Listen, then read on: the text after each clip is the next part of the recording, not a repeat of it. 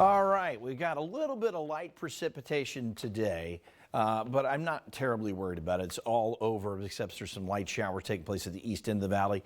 What we're looking at, though, Thursday is going to be a whole different story. We're at 64 degrees in Palm Springs, overcast, and a little bit of drizzle and mist out there.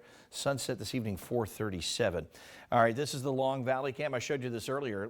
Just a little bit of moisture up there. The picnic table's wet. There was some light rain showers at the top of the mountain. That got more rain than the valley floor did. The low off the coast continues to funnel in. The biggest effect and impact is the cool air that we're experiencing, but there were some light showers, heavier stuff through the Inland Empire and the LA Basin, but now that has moved on. The low is still lingering off the coast, and we've got another one building in for Thursday that is a little more impressive. Not a lot. Neither one of these is going to pack a big punch. Here's the rain as it cycled through. And again, a fast mover. When you get a storm system moving that fast, there was rainfall embedded in this, but it just not dropping a lot of it because of the quickness with which it moves out of the area. And what's left here, this is very light precipitation that you might not even be seeing.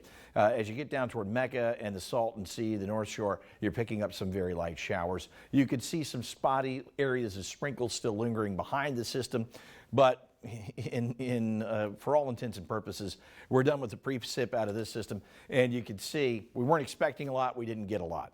Next system in probably has a little more punch in terms of rainfall, closer to 1/10 of an inch. Still not a lot, but it will likely make streets a little wetter and a little slicker. Right now we're in the low and mid 60s, and we're not going to move much. The cloud cover is going to stick around. We'll break out a little bit, see some blue skies later on this afternoon and evening, but it is going to be fairly socked in. And look at the difference one day makes. We're 9 to 12 degrees lower in temperature than we were yesterday at this time, and up in the mountains we're 18 degrees below the number we were hitting yesterday at noon. Winds coming in onshore, a little gusty through the pass, a little breezy here, but again on Thursday we're going to see winds more likely in the 25 to 35 mile per hour range, and that's why we've got a weather alert day for Thursday. And the difference is it's just a little bit stronger storm. Today really didn't merit a weather alert day, but Thursday does.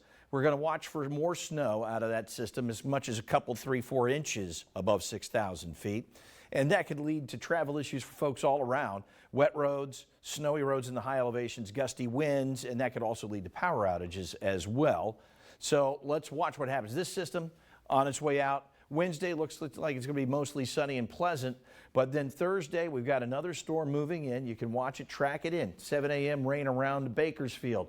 By 11 o'clock we're looking at showers moving in, but also rain in the LA Basin, and then a band of showers moving through in the afternoon, moving out in the evening. Another quick mover, and that's why the first weather alert day should, unless circumstances indicate it shouldn't, this will expire at 6:30 in the evening on Thursday. I don't expect any activity except in the morning and early afternoon, tapering off in the evening hours. But it is a first weather alert day Thursday. Tomorrow's mostly sunny, 73. Look how cool it gets. Thursday's storm brings in more cool air with temperatures in the mid 60s and upper 60s through the weekend, and we're going to hover around that 70-degree mark into next week. So a little bit of a different scenario, not a big change, but enough that it really warrants a little extra attention.